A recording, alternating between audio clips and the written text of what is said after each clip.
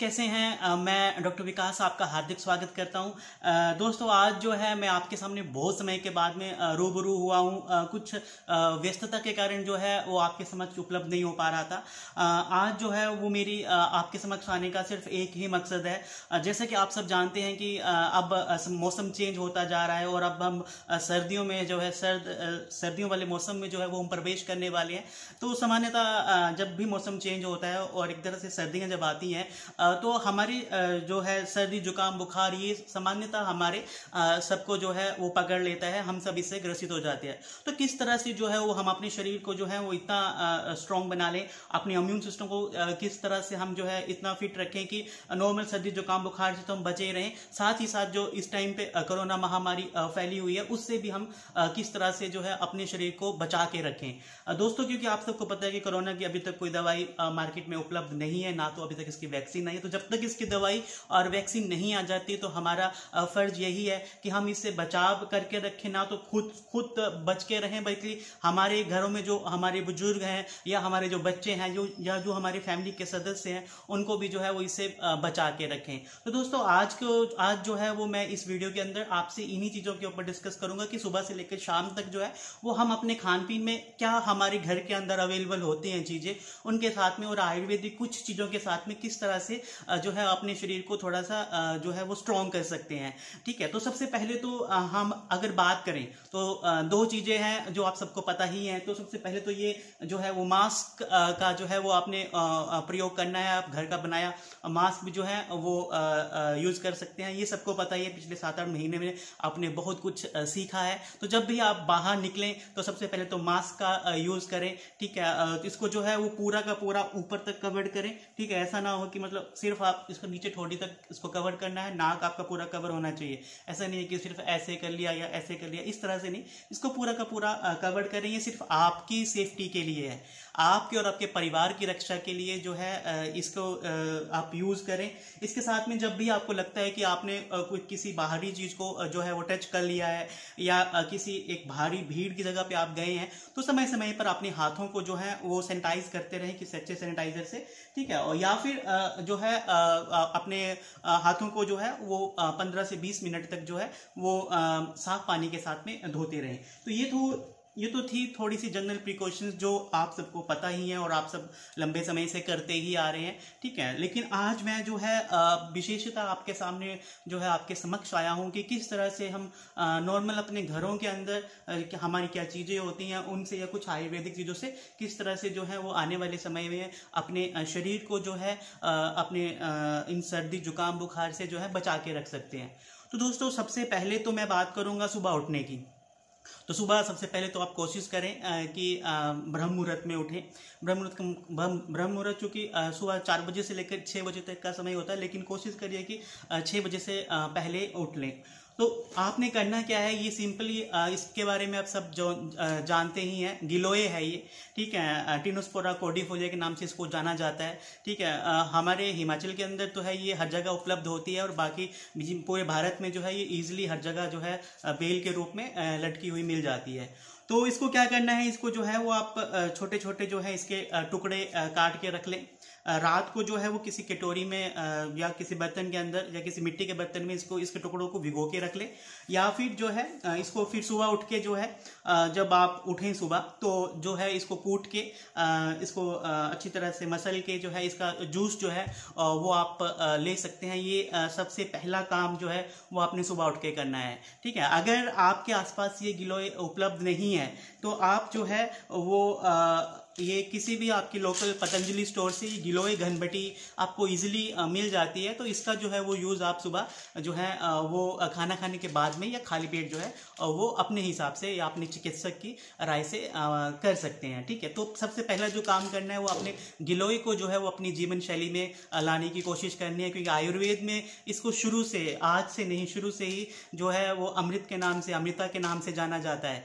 और आपको मैं कह दूं बता दूं कि आयुर्वेद के अंदर चरक संहिता के अंदर जो एक बहुत बड़ा ग्रंथ है चिकित्सा का, उसमें उसके पहले ही चैप्टर के अंदर जो है उसका जो एक उत्तरार्ध सेकंड पार्ट है, उसमें जो है रसायन चिकित्सा के अंदर इसका जो है वो बहुत अच्छा वर्णन किया है। 4 तरह के मेद्य रसायन में जो है वो एक रसायन जो है वो गिलोय को भी कहा हुआ है। तो ये शुरू से जो है वो रसायन का काम करता है, शुरू से जो है वो इम्यून सिस्टम के ऊपर काम करता है। ये कोई आज का नहीं है, ये वर्षों से सदियों से हमारे ऋषि मुनि जो है वो इसको यूज करते आ रहे थे। आपने भी नॉर्मली देखा होगा आपके घरों में भी, हवन में वगैरह में, सब में गिलोय का जो किसी शुभ कार्यों में जो है सब में जो है वो गिलोय का यूज होता है। तो निसंदेह बिना किसी डर के जो है वो आप इसको जो है वो अपने जीवन शैली में लाएं, लेकिन एक बार अपने चिकित्सक की परामर्श जरूर लें। इसके बाद में जब आप गिलोय का सेवन कर लें तो रात को जो है वो आपने इस तरह से जो है बादाम आपके घर में जो है वो इजीली अवेलेबल होगा, तो बादाम के कुछ 2 से 3 जो है वो दाने जो है वो आपने रात को भिगो के रख लेने हैं, ठीक है। और सुबह उठ के जो है वो इन बादाम के दानों को जो है वो आपने इनके छिलका निकाल के जो है वो इसको जो है वो यूज कर सकते हैं, ठीक है। इससे थोड़ा सा जो है वो आपके शरीर में जो जरूरी तत्व हैं वो बादाम के तरह के माध्यम से आपको मिल जाते हैं।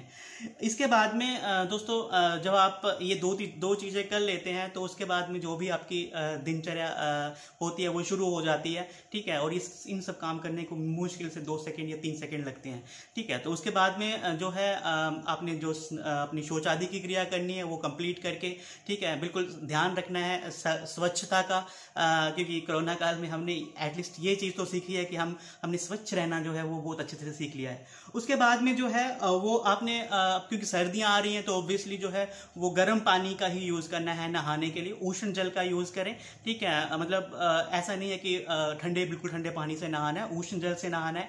गुनगुना पानी हो आपका, ना तो बहुत गर्म हो ना तो बहुत ठंडा हो, गुनगुना जो है वो आपका पानी हो, आपके शरीर के वातावरण के अनुकूल हो। और एक ध्यान रखिए नहाने के टाइम पे जो है वो आपने सर पे अपने जो है वो मग्गा नहीं डालना है पानी का, ठीक है। तो पहले जो है वो अपने पैरों पे, ठीक है, फिर धीरे धीरे जो है वो ऊपर की ओर आना है। ऐसे नहीं है कि फटाफट से सर पे जो है वो हम, उससे क्या होता है कि एक तो सर्दी जुकाम बुखार लगने का चांस बहुत ज्यादा हो जाता है, आंखों के ऊपर बहुत ज्यादा है वो उसका नुकसान होता है। तो कभी भी ठंडा या गर्म जल सीधे दिमाग सर पे नहीं डालना है, ठीक है। जो है आपने धीरे धीरे जो है वो लास्ट में जो है वो सर पे आना है। तो इस चीज का आपने जो है वो ध्यान रखना है।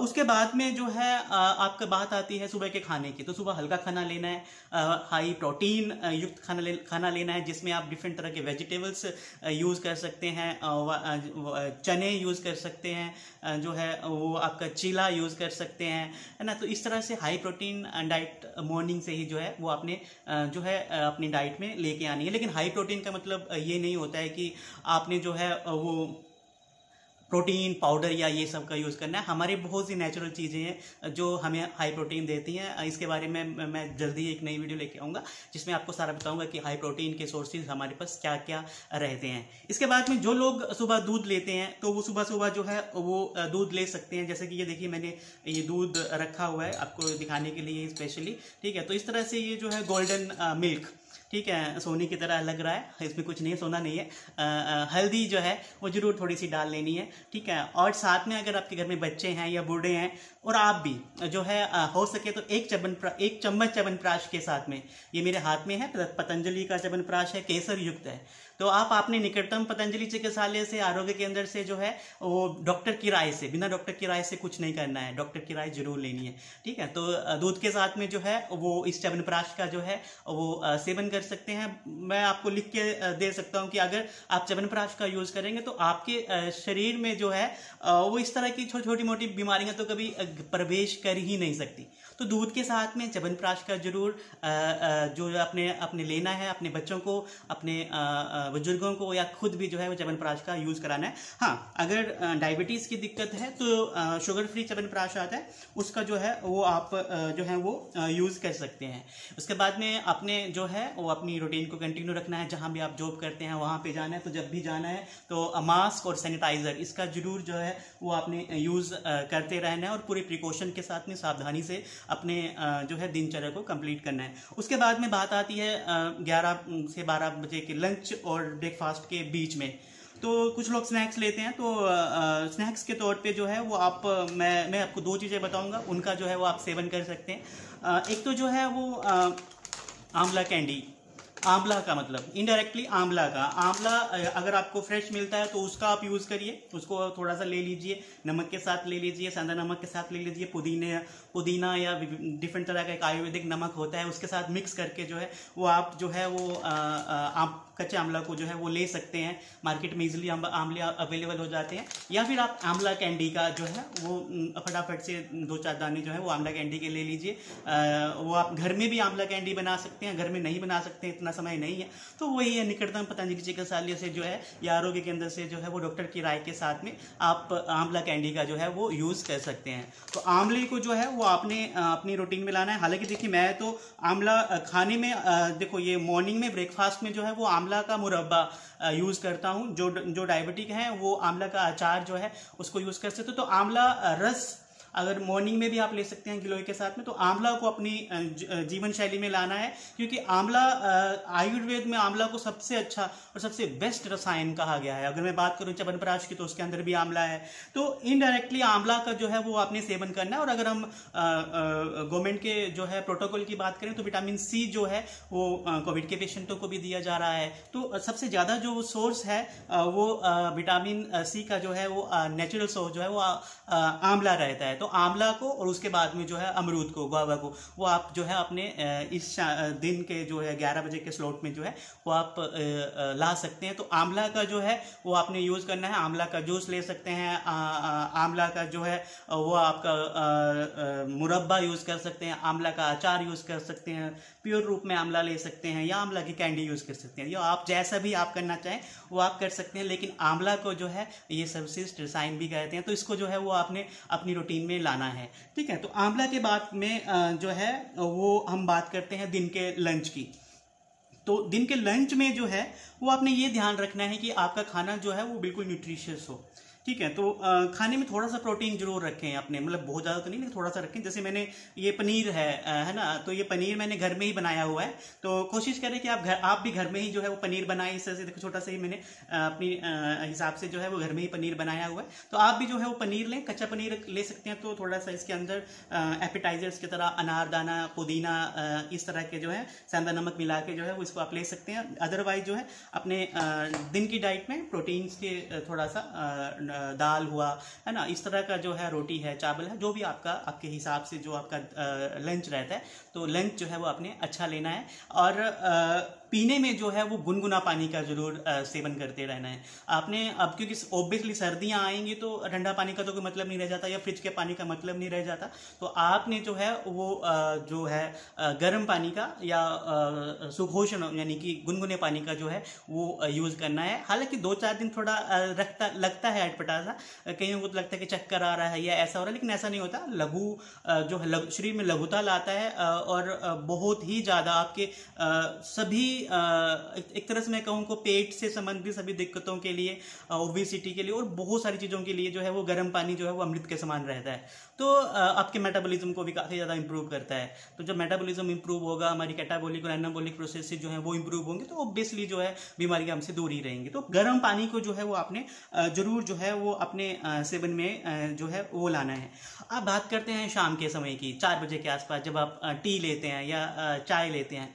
तो दोस्तों चाय के लिए जो है वो आप हमसे हर्बल टी भी मंगवा सकते हैं, या फिर जो गवर्नमेंट ऑफ इंडिया के आयुष डिपार्टमेंट ने जो है, आयुर्वेद डिपार्टमेंट ने जो है वो काढ़ा जो है वो आपको रिकमेंड करा है। तो वो हल्की डोज में, उतना ज़्यादा नहीं लेने की ज़रूरत है, हल्की डोज में थोड़ा सा मुलेठी जरूर उसके अंदर डाल लें। तो एक हर्बल टी तरह से थोड़ा सा टेस्ट के लिए उसमें चीनी या गुड़ जो है वो आप डाल सकते हैं। तो मुलेठी डाल के बाकी जो है अदरक है या तुलसी है या दालचीनी है, जो ये पिपली है, वो जो WHO ने अपनी गाइडलाइन में 4 तरह की चीज़ें रखी हैं, तो उसमें मुलेठी डाल के थोड़ा सा गुड़ और जो है चीनी डाल के जो है वो आप अपने टेस्ट के अकॉर्डिंगली हर्बल टी ले सकते हैं। वो आपके शरीर के लिए भी अच्छी है और आपके शरीर को विभिन्न तरह के बैक्टीरिया वायरसेस से बचाती है, और शरीर के लिए मतलब एक तरह से रामबाण है। तो क्यों हम जो है ऐसी चीज़ों को यूज़ करें जो हमारे लिए हानिकारक हो। तो आपने जो है इस तरह से इस हर्बल टी को जरूर यूज करना है। घर में आप इन सब चीजों को इकट्ठा करके बना सकते हैं। कोई डाउट हो तो आप मुझे जब मर्जी जो है वो कॉल कर सकते हैं, या जो है हमारी वेबसाइट www.swarnimayurveda.org के ऊपर जाके भी जो है हमसे जो है ऑनलाइन कंसल्टेशन ले सकते हैं। इसके बाद में बात करें रात के खाने की, तो रात का खाना भी जो है वो आपका बहुत ज़्यादा नहीं होना चाहिए। एक संतुलित और एक हाई न्यूट्रिशियस खाना होना चाहिए। तो कोशिश करनी है कि रात के खाने में भी जो है वो आप एक बैलेंस, जिसमें कार्बोहाइड्रेट, फैट और प्रोटीन तीनों की मात्राएं प्रचुर मात्रा में, ज़्यादा खाना नहीं लेना है रात के टाइम में। रात के टाइम में थोड़ा हल्का खाना ही लेना है।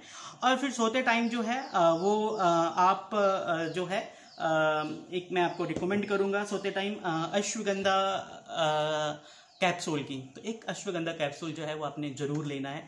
ये आपके शरीर को, आपकी जनरल वीकनेस को और शरीर को एक स्ट्रॉन्ग रखता है।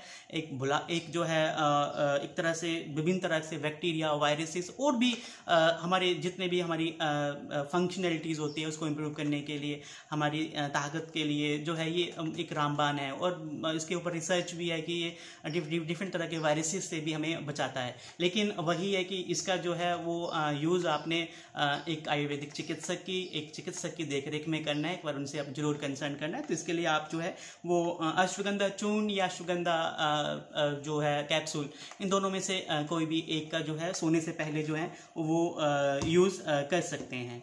तो इस तरह से फ्रूट्स दिन में जो है वो अमरूद हुआ, सेब हुआ, कीवी हुआ, पपीता हुआ, है ना, उनको जो है वो आप अपने दिनचर्या में ज़रूर ऐड करें। हाँ, डायरेक्ट फ्रिज से चीज़ें नहीं यूज़ करनी है। रात को दही का यूज़ नहीं करना है, ये थोड़ा सा खास ध्यान रखिएगा। दही का यूज़ रात को आपने सर्दियों के दौरान बिल्कुल भी नहीं करना है।